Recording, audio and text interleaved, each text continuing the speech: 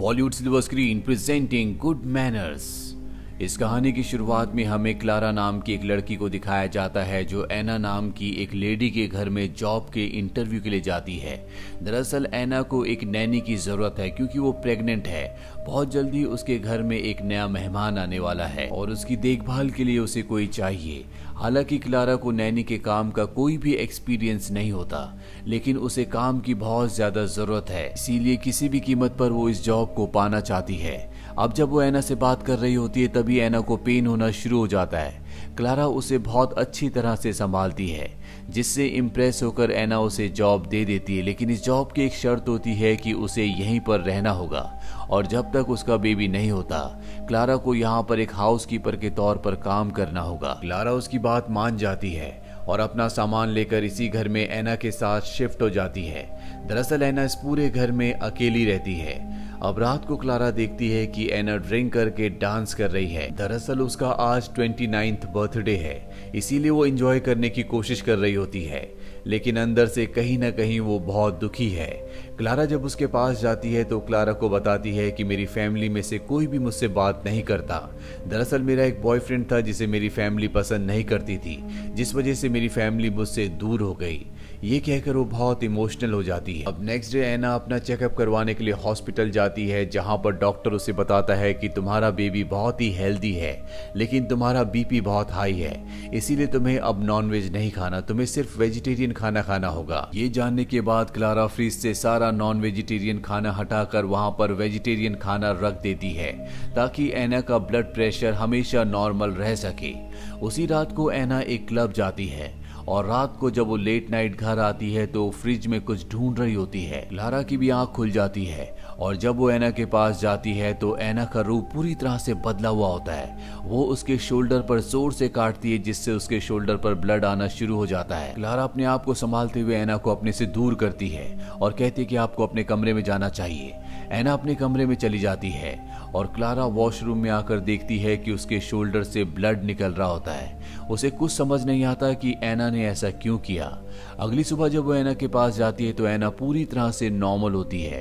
रात को उसने क्लारा के साथ क्या किया उसे याद ही नहीं होता, पर क्लारा को एना की उस हरकत पर शक होना शुरू हो जाता है, क्योंकि इंसान चाहे कितना भी ड्रंक क्यों ना हो, उसे याद रहता है कि रात को उसने क्या क्या किया था। अब जब क्लारा डेट देखती है तो उसे पता चलता है कि एक दिन पहले फुल मून की नाइट थी।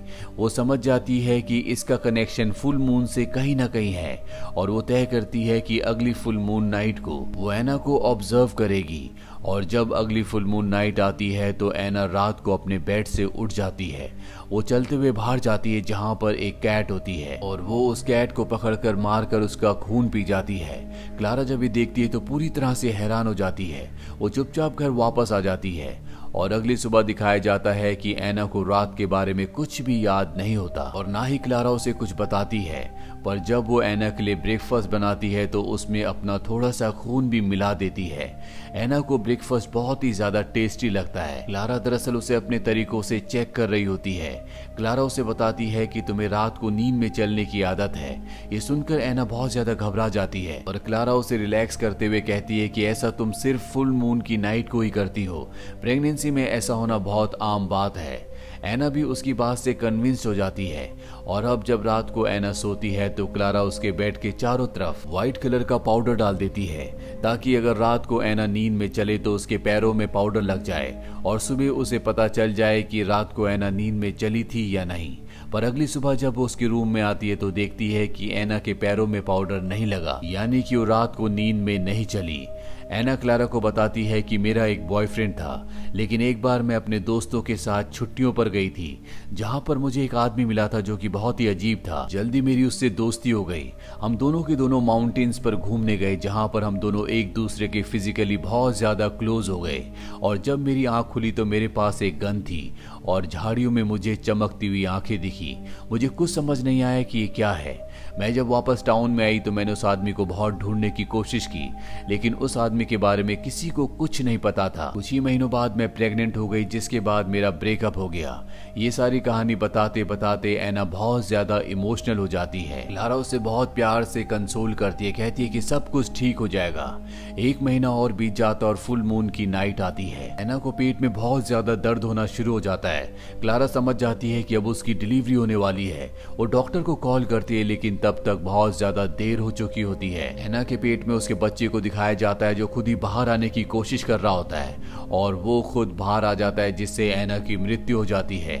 क्लारा जब उस बच्चे को देखती है तो समझ जाती है कि ये कोई आम इंसान का बच्चा नहीं है, ये एक वेयरवुल्फ है। क्लारा एना की उसी गन को उठाकर लाती है जो एना को उस वक्त मिली थी जब वो उस आदमी के क्लोज हुई थी। वो उस गन से उस बच्चे को मारना चाहती है, लेकिन क्लारा ऐसा नहीं कर पाती। इसीलिए वो उस बच्चे को उठाकर अपना सामान लेकर इस घर से निकल जाती है। दरअसल उसने तय किया होता है कि इस बच्चे को कहीं पर छोड़ देगी, लेकिन वो ऐसा नहीं कर पाती।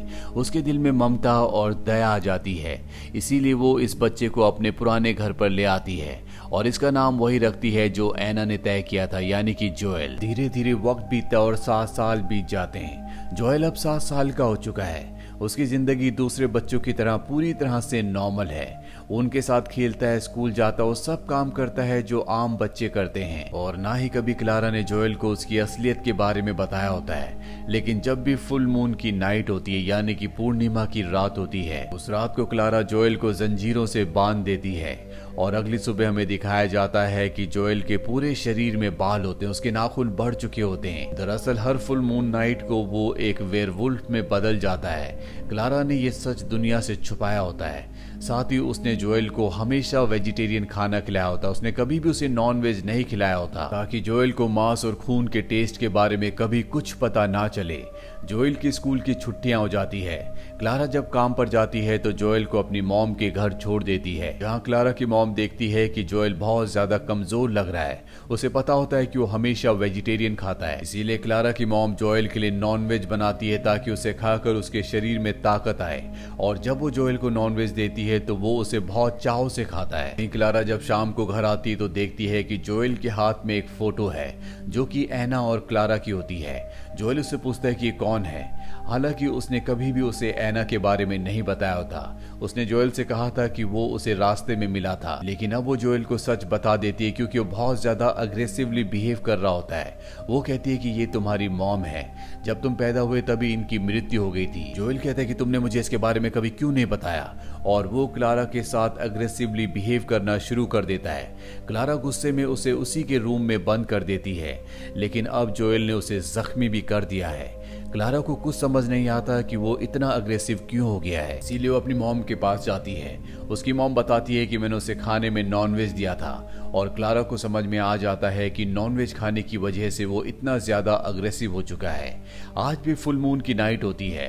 अगली सुबह एक बार फिर से क्लारा उसके पास जाती है और देखती है कि उसके पूरे शरीर में बाल है, लेकिन अब वो पूरी तरह से शांत हो चुका है। क्लारा उससे बहुत प्यार से बात करती है और उसे बताती है कि तुम्हारी मॉम का नाम एना था और उसे भी उसी तरह से डांस पसंद था जिस तरह से तुम्हें पसंद है। इसी तरह से कुछ और दिन बीत जाते हैं और उसके स्कूल खुल जाते हैं। क्लारा जब जोएल को स्कूल ले जा रही होती है तो जोएल क्लारा से पूछता है कि मेरी मॉम की मृत्यु कैसे हुई थी। वो कहती है कि जब तुम बड़े हो जाओगे तो मैं तुम्हें सब कुछ बता दूंगी। वो क्लारा से अपने पिता के बारे में भी पूछता है, लेकिन क्लारा कहती है कि उनके बारे में मैं कुछ भी नहीं जानती। जब मेरी तुम्हारी मॉम से दोस्ती हुई थी तब वो तुम्हारे पिता के साथ नहीं थी। और अब जोएल तय करता है कि वो किसी भी तरह से अपने पिता को ढूंढेगा। इसीलिए स्कूल खत्म होने के बाद वो अपने फ्रेंड से कहता है, क्या तुम मेरे पिता को ढूंढने मेरे साथ चलोगे। दरअसल जिस बॉक्स के अंदर उसे अपनी मॉम की फोटो मिली थी, उस बॉक्स के बाहर एक मॉल का एड्रेस लिखा होता है और वो चाहता है कि वो अपने पिता को ढूंढने के लिए उसी मॉल में जाए। इसीलिए वो अपने दोस्त के साथ उस मॉल की तरफ निकल पड़ता है। क्लारा जोएल का इंतजार करती है, लेकिन जोएल नहीं आता। इस बात से वो परेशान हो जाती है। सबसे पहले वो उसके दोस्त के घर जाती है जिसके साथ वो मॉल गया है, लेकिन उस बच्चे के पिता कहते हैं कि वो जल्दी वापस आ जाएंगे, तुम्हें घबराने की जरूरत नहीं है। लेकिन उसके मन में डर होता है कि कहीं जोएल की असलियत सबको पता ना चल जाए। रात हो जाती है और जोएल अब भी घर नहीं आता। क्लारा चाहकर भी पुलिस स्टेशन नहीं जा सकती क्योंकि उसने जोएल को लीगली अडॉप्ट नहीं किया। वो उसका बच्चा नहीं है। वो पुलिस के सवालों के जवाब नहीं दे सकती। वहीं जोएल और उसके दोस्त को दिखाया जाता है जो दोनों मॉल में घूम रहे होते हैं और अब मॉल बंद होने वाला है। सिक्योरिटी सबको मॉल से निकलने के लिए कहता है, लेकिन जोएल अपने दोस्तों के साथ वहीं कपड़ों के पीछे छुप जाता है और जब मॉल बंद हो जाता है तो आसमान में हमें चांद को दिखाया जाता है। आज भी फुल मून नाइट होती है और जब चांद पूरी तरह से निकल जाता है तो जोएल एक वेयरवुल्फ में बदलना शुरू हो जाता है, जो देखकर उसका दोस्त डर जाता है और वहां से भागना शुरू कर देता है। लेकिन जोएल जल्दी पूरी तरह से वुल्फ बनकर उसका पीछा करता है। हालांकि उसका दोस्त लिफ्ट से नीचे जाने की कोशिश करता है, लेकिन तब तक जोएल वहां पर पहुंच जाता है, जो कि अब एक वुल्फ है और वो अपने दोस्त को मार देता है। उसे मारने के बाद वो वापस अपने घर आ जाता है, लेकिन क्लारा की मॉम उसका वो रूप देखकर डर जाती है। वो क्लारा से कहती कि हमें चर्च के फादर को बुलाना होगा, इस पर बुरी आत्माओं का साया है। क्लारा कहती है कि ऐसा कुछ नहीं है, ये एक वेयरवुल्फ है और वो अपनी मॉम को ऐसा करने से रोक लेती है। क्लारा समझ जाती है कि अब उसे शहर को छोड़कर जाना होगा। वो तय करती है कि वो जोएल को लेकर इस शहर से निकल जाएगी। दरअसल बचपन से उसने जोएल को एक माँ की तरह पाला है। वो उसे अपना बेटा समझती है और वो नहीं चाहती कि उसे किसी भी तरह से कोई भी नुकसान पहुंचे। सुबह होने के बाद जोएल को कुछ भी याद नहीं होता कि रात को उसने क्या किया। क्लारा जोएल से पूछती है कि तुम कहाँ गए थे। वो बताता है कि मैं अपने दोस्त के साथ मॉल गया था, लेकिन जब मैं वापस लौटा तो मैं अकेला ही था। क्लारा समझ जाती है कि उसने वेयरवुल्फ बनने के बाद अपने दोस्त को मार दिया, इसीलिए वो कहती है कि हमें शहर को छोड़कर जाना होगा। लेकिन जोएल इस शहर को छोड़कर नहीं जाना चाहता, इसलिए धोखे से क्लारा को कमरे में बंद कर देता है, उसी कमरे में जिस कमरे में क्लारा हमेशा उसे पूरे चांद की रात को बंद करती है। और अब जोएल स्कूल चला जाता है। दरअसल वो किसी भी कीमत पर अपने पिता को ढूंढना चाहता है। स्कूल जाने के बाद वो देखता है कि आज उसका दोस्त नहीं आया। वही न्यूज में हमें दिखाया जाता है कि मॉल में लिफ्ट के पास बहुत सारा ब्लड मिला, लेकिन वहां पर किसी की बॉडी नहीं मिली, जिसका मतलब ये है कि जोएल ने अपने दोस्त को मारकर खा लिया था। वहीं क्लारा ऑफिस नहीं गई होती, इसीलिए उसकी कॉलीग उसके घर पर आती है। वो देखती है कि घर का दरवाजा खुला हुआ है और जब वो अंदर जाती है तो उसे पता चलता है कि क्लारा को किसी ने कमरे के अंदर बंद किया हुआ है। वो क्लारा को बाहर निकाल देती है, जिसके बाद क्लारा व्हाइट कलर के एक बॉक्स को निकालती है जिसके अंदर वही गन होती है जो वो एना के घर से लेकर आई थी। वो उस गन को लेकर घर से निकल पड़ती है। दरअसल वो जोएल को ढूंढना चाहती है। वहीं जोएल को दिखाया जाता है जो अपनी दोस्त के साथ डांस कर रहा होता है, क्योंकि उसे डांस करना बहुत ज्यादा पसंद है और आज भी पूरे चांद की रात है। और जब चांद पूरी तरह से आसमान में निकलना शुरू हो जाता है तो जोएल एक बार फिर से वेयरवुल्फ में बदलने लगता है और अब उसे एहसास हो जाता है कि असल में वो क्या है। वो अपनी दोस्त को वहां से भागने के लिए कहता है, लेकिन इससे पहले कि वो वहां से जाती, यहाँ पर जोएल पूरी तरह से वुल्फ बन जाता है। वो अपनी दोस्त पर अटैक करने वाला होता है कि वहां पर क्लारा आकर उसके पैर पर गोली चला देती है, जिससे वो जख्मी हो जाता है। और इसके बाद क्लारा उसे उठाकर अपने घर ले आती है, जहां पर सबसे पहले वो उसके हाथों को जंजीरों से बांध देती है और इसके बाद उसके पैर पर जो गोली लगी होती है वो उस गोली को निकाल देती है। वहीं हमें क्लारा के घर के बाहर दिखाया जाता है, जहां पर शहर के सभी लोग जिन्हें पता चल चुका है कि जोएल एक वेयरवुल्फ है, उसे मारने के लिए उसके घर की तरफ आ रहे होते हैं। क्लारा नहीं चाहती कि जोएल को कोई भी मारे, क्योंकि उसे पूरा विश्वास होता है कि वो जोएल को पूरी तरह से बदल सकती है, लेकिन जोएल अब भी बहुत ज्यादा अग्रेसिव होता है। इसीलिए क्लारा जोएल को लोरी सुनाती है जो कभी एना गाया करती थी जब जोएल एना के पेट में था, और उस लोरी को सुनने के बाद जोएल पूरी तरह से शांत हो जाता है। क्लारा उसके हाथ खोल देती है और अपना हाथ उसकी तरफ बढ़ाती है, जिसके बाद जोएल बड़े प्यार से अपना हाथ क्लारा के हाथ में रखता है। इसका मतलब ये है कि कहीं ना कहीं उसने अपनी इस पर्सनैलिटी में भी काबू पाना सीख लिया है और अब क्लारा और जोएल दोनों के दोनों उन लोगों का सामना करने के लिए तैयार है जो उनके घर की तरफ जोएल को मारने के लिए आ रहे हैं। दरअसल क्लारा जोएल को इसलिए नहीं मारती क्योंकि उसे विश्वास है कि वो उसे पूरी तरह से बदल सकती है, उसे एक भेड़िया बनने की बजाय एक इंसान बना सकती है। जिसका एक सबूत ये भी होता है कि जब उसने जोएल को लोरी सुनाई होती है तो पूरी तरह से शांत हो गया होता है, यानी कि वो उसके दिमाग को कंट्रोल कर सकती है, उसे गुड मैनर्स सिखा सकती है। इसी के साथ ये फिल्म, ये कहानी यहीं पर खत्म हो जाती है। ये एक पोर्चुगीज फिल्म थी जो कि सन 2017 में रिलीज हुई थी। IMDb पर इसकी रेटिंग है 6.7। उम्मीद करते हैं कि ये कहानी आपको पसंद आई होगी।